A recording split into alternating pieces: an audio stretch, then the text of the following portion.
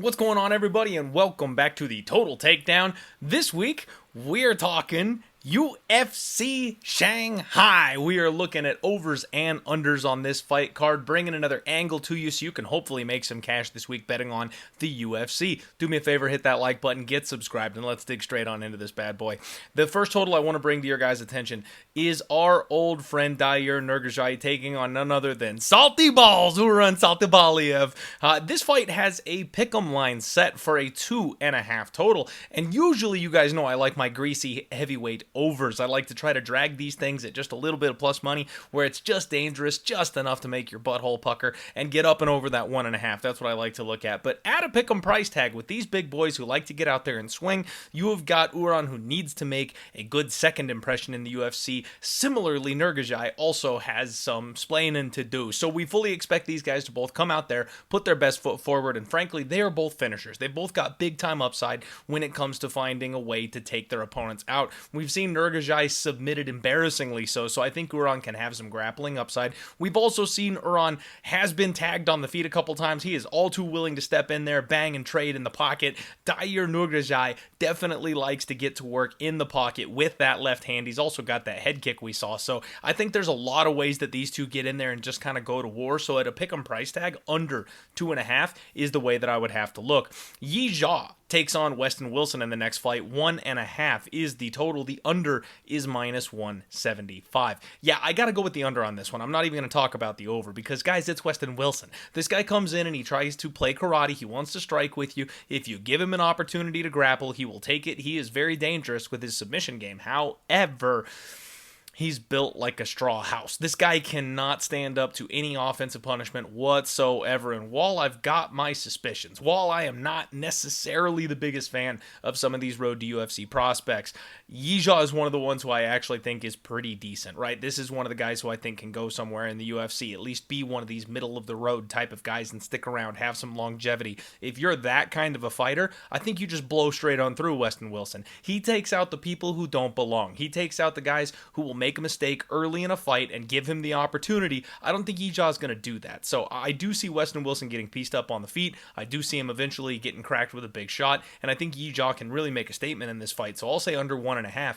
But the flip side of this is if Yeha is not that guy, if Yeha is not the guy I think he potentially could be, Weston Wilson will fraud check him. So yeah, it's definitely an under. Next up, Pereira and Dawkins. Welcome back to the UFC, Kyle. Good job. Congratulations. Now you have to fight Pereira. I think this under 1.5 at plus money is the way to look, you guys. Dawkins has some nasty chokes on him. His striking is very much improved. When this guy wins, he is finishing people straight up. Now, we've seen Pereira hurt. We've seen him submitted. We've seen him gassed out before. We've seen him not know what he's doing underneath people. So there's a lot of grappling upside that Dawkins could bring to the cage here on Saturday. On the flip side of this, Dawkins has no chin. This is another very not so durable fighter. This is a guy who got blown out of the UFC his first time around because he couldn't take a punch. Pereira is one of these guys that can just explode and catch you when you don't see it coming. He will counter something, he'll catch you coming in, and he is so powerful when he does decide to go. So I think this is going to be a round one knockout for Pereira personally, and if it's not, I could see Dawkins pulling off a massive upset, and if he does, it's going to be a finish. There's no way he's working his way to a 15-minute victory, in my opinion, in this fight. I think it's going to require a finish, and I would expect that to be early. The next fight I want to bring to your attention is Neurology taking on Crosby. Under 1.5 is chalked all the way up to minus 195. You guys know I hate these unders at massive chalk, but look at this last week's UFC fight. The unders were all chalked up, and they all just hit. Sometimes the bookies know what they're talking about, and this is one of those ones where I think they do. You've got Crosby, who doesn't know a single thing about jiu-jitsu. This guy's never seen a wrestling mat in his life. So they bring in this Dilaka kid who's going to hit double legs, who's going to trip him up, who's going to hit a single, who's going to knock him over, and when that happens, he will be completely helpless on the mat. Crosby is more than likely going to get submitted in the very first round of this fight. However, this kid Dilaka is very light on the experience side of things, especially over in the Western world. He's fought a lot of Asian fighters, some of them not so great. We know that it's a very questionable level of competition over there, especially when they flip over here to the UFC. A lot of them struggle. I could see him struggling here with the speed, with the boxing, with the striking, with the power, with the strength. strength. There's a lot of ways that this kid doesn't just walk right in the door and kick it down in this fight. If Keeper Crosby is going to win this fight, it's going to be a round 1 KO. I think he's very live to land that round 1 KO, and frankly, I wouldn't be shocked at all if he actually does it. This is not one of those ones where I'm like, I don't think it's going to happen. No, I actually kind of think it will. But either way, no matter who wins this fight, I think this is a round 1 type of fight. So minus 195 is chalk, but yeah, under it is. Sumiri takes on Kevin Boros in the next fight.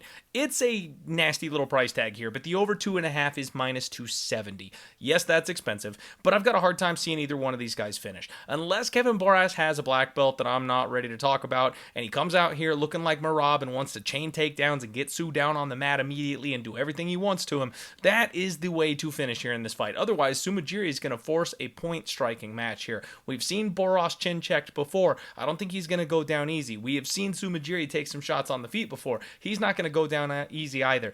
The grappling is what will make the difference in this fight, and if that is not the game plan for Kevin Boros, then this fight is going over, and I expect a close, competitive, back and forth striking match. So over 2.5 is the look on that one.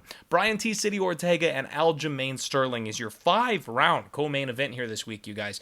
Over 4.5 is minus 200. Now, I know there's a lot of ways that Brian Ortega likes to get in there and finish fights. However, Aljamain Sterling should be in the driver's seat for the majority of this fight. There's one of two options. Either we get a grappling match, and we've got the better wrestler, the backpacker, in Aljamain Sterling, who's going to drive this thing over as hard as he possibly can. He's going to do everything he possibly can to win a decision here, right? Or we get a terrible striking match between two guys that are just barely above decent at the UFC level when it comes to their striking. Their striking usually sets up their grappling, but they're both going to think that they have the advantage. So what that means is probably a mid to low level striking affair between these guys, and neither of them should have the power to be able to actually take the other one out on the feet. So I think this is an over. I think we go to decision. More than likely Aljamain Sterling wins, but I could see Brian having moments, especially if it is the striking match version of this fight, and we could get this thing up in over 25 minutes. So good luck on that one. Main event time, though, this is where they put everybody to sleep for the co-main event, hopefully not, and then they salvage it all with the main event.